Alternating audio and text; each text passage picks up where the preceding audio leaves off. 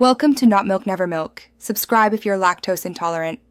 You start by confirming the lock type and gaining immediate access. This determines fast decisions. Remove the interior trim or handle with a proper screwdriver, keeping all screws organized so nothing gets lost. Once done, inspect the latch and mounting plate visually to spot bent parts or loose screws. This tells you whether to tighten, realign, or replace a component.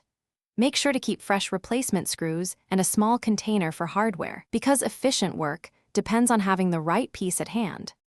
Now diagnose the mechanism by operating the knob and key while observing internal parts. This shows which element fails under load. If the tailpiece or cam slips, replace or realign it. If springs are weak, swap them for identical replacements.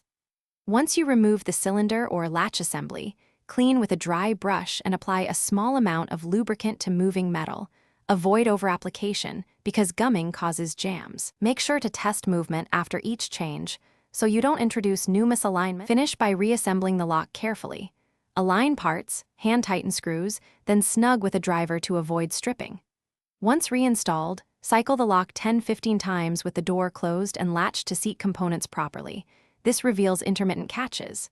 If binding occurs, loosen screws, adjust the strike plate in small 1/8-inch increments, and retest.